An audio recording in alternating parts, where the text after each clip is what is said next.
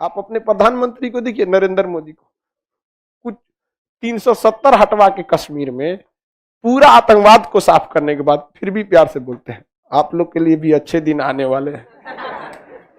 आतंकवादियों के लिए इससे बुरा दिन क्या हो सकता है, लेकिन आतंकवादियों को उम्मीद है कि अच्छे दिन आएंगे।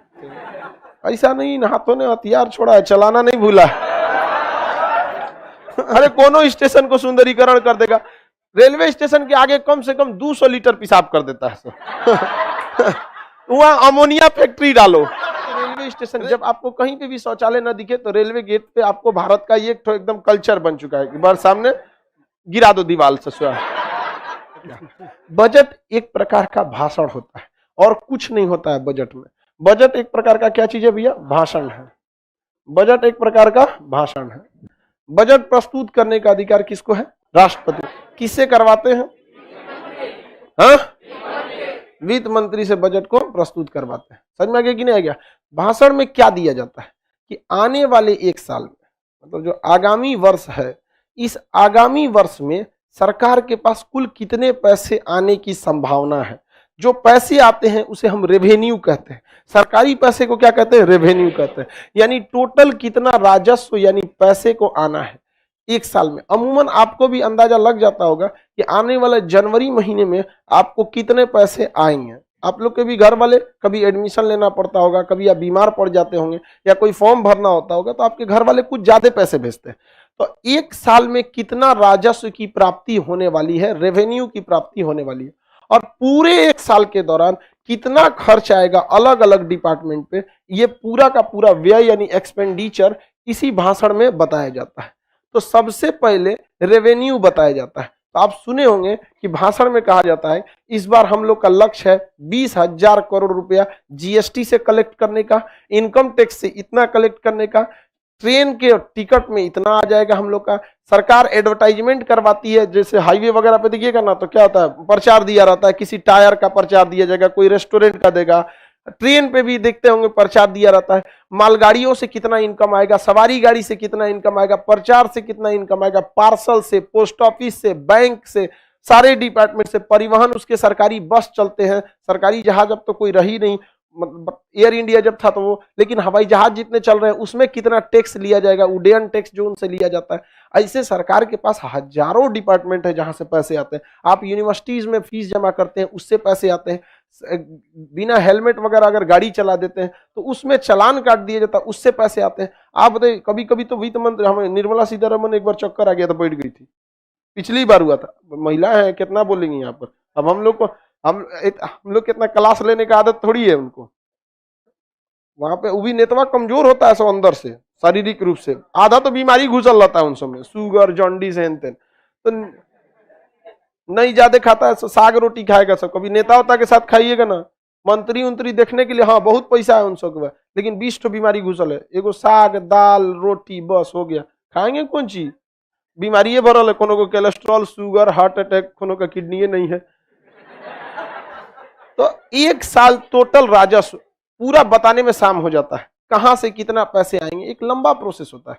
आप ही बताइए, आपके पिताजी को कहां कहां से पैसे आते हैं, वो भी आपको बताना पड़ेगा। सरकार के कुछ अपने चीजें भी चलती है जिसको भाड़ा पे दे देती है, जैसे लाल किला को भाड़े पे दे दी। बहुत सारे रेलवे स्टेशन है, वहां पे आप चाय बेचिएगा, कैंटीन बेचिएगा, तो सरकारी उस पर टोकन नंबर लगा रहता है कि नहीं रहता? तो उसके हिसाब से भी क्या होता है, सरकार को पैसे का पता चलता है। सरकार बहुत सारे कर्ज को भी लिए रहती है, तो बताती है कि हम 20,000 करोड़ रुपए का जापान से सॉफ्ट लोन लेंगे या कहीं और से लोन लेंगे। इसके अलावा सरकार ये भी बताती है कि विनिवेश द्वारा भी हम पैसे लाएंगे, जैसे 20,000 करोड़ में टाटा को जहाज को बेच दो, किसी रेलवे स्टेशन को बेच दो, कोई चीज घाटे में चल रहा है तो उसे क्या कर दो, बेच दो।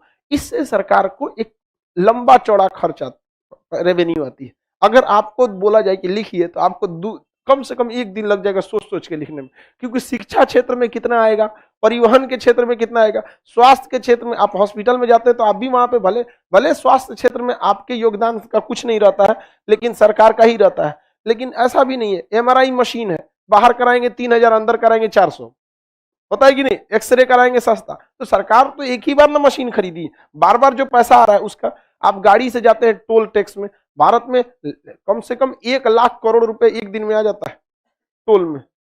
1,00,000 करोड़ मिनिमम बता रहे हैं। लॉकडाउन में इतना वसूल लिया था सर। इतना पैसा आता है हाईवे पे, और हर 50 किलोमीटर पे एक टोल प्लाजा होता है, गाड़ी जाएगी। पहले तो लूट लेते थे सब, समझा गया। 100 गो गाड़ी का रहता था, 20 गो का दिखाता था, सब 20 गो का नहीं देखा। अब तो फास्टैग लगा दिए, अब तो ऊपर से लेके चल जाता है। अब विधायक है तो कोई मतलब नहीं, पहले तो धमका के निकल जाता था, पहचानता है हमको, समझ रहा है हमको। यहाँ पे ये सब चीजें हैं। ये बिहार में ये अकड़ बहुत खराब चीज है, और आपको समझ में नहीं आता है। ये बिहार को प्रतिदिन के हिसाब से पीछे ढकेलता है, प्रतिदिन के हिसाब से। बड़ी बड़ी हमारा जितना लाइव सेटअप है ना, जितनी A to Z ऑनलाइन चीजें देख रहे हैं, ये मिश्रा जी ने लगाया है, जो बिहार की है, बट वो दिल्ली में सेटअप में। कहते हैं महाराज आप बिहार के, बिहार में ही ना, का बड़ी समस्या है महाराज। कोनो से तन 2-4 आगे पीछे हो जाएगा, 2-4 दिन पैसा का लेन देन, 4 गो आके सुना देगा। समझ आ गया कि नहीं? क्या कोनो का सामान, मतलब उनका। तो ये आप लोग नेक्स्ट जनरेशन आ रहे हैं, आप थोड़ा सा शालीनता लाइए, बहुत आगे जाएंगे, बहुत ही आगे जाएंगे। तनी से अकड़ जाइएगा, खत्म हो जाएंगे कहानी। आप अपने प्रधानमंत्री को देखिए, नरेंद्र मोदी को, कुछ 370 हटवा के कश्मीर में पूरा आतंकवाद को साफ करने के बाद फिर भी प्यार से बोलते हैं आप लोग के लिए भी अच्छे दिन आने वाले हैं। आतंकवादियों के लिए इससे बुरा दिन क्या हो सकता है, लेकिन आतंकवादियों को उम्मीद है कि अच्छे दिन आएंगे। समझ में आ गया कि नहीं? तो उस ससुरन को उससे बुरा दिन क्या हो सकता है, बढ़िया से ओवर टाइम करके पीट रहा है।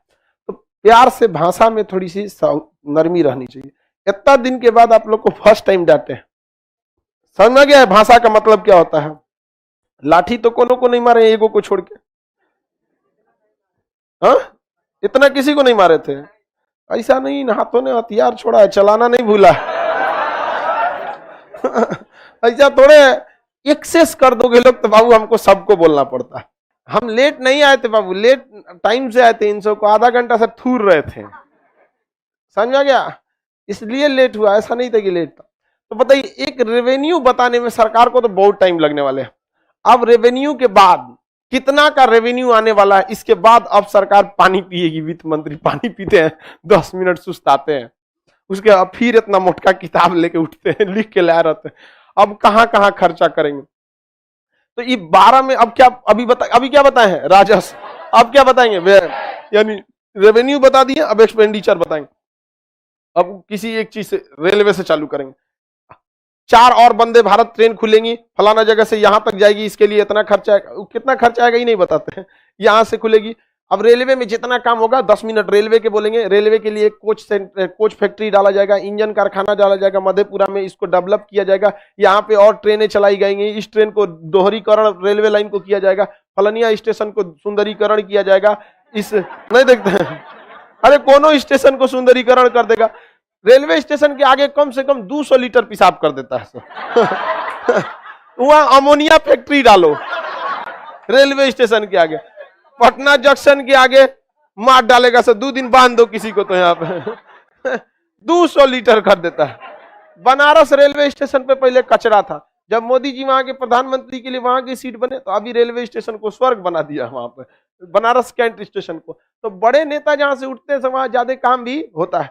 नहीं तो अमूमन आपके रेलवे स्टेशन, जब आपको कहीं पे भी शौचालय न दिखे तो रेलवे गेट पे आपको भारत का ये एकदम कल्चर बन चुका है कि बार सामने गिरा दो दीवार से। आगे बढ़े। ये सारा बजट व्यय कौन बताती हैं, वित्त मंत्री बताते हैं। कौन बताते हैं, वित्त मंत्री बताते हैं। किसी को कोई दिक्कत नहीं। इतना लंबा खर्च, सेना में कितना टैंक आएगा, अपाची हेलीकॉप्टर आएगा, हैविटजर तोप आएगा, लड़ाकू जहाज आएगा, लड़ाकू हेलीकॉप्टर्स आएंगे, ये सेना का बजट बताया जाएगा। शिक्षा के क्षेत्र में नई शिक्षा नीति आएगी, इस पे इतने टीचर्स की बहाली की जाएगी, लैब को बढ़ाया जाएगा, यूनिवर्सिटीज बढ़ाई जाएंगी।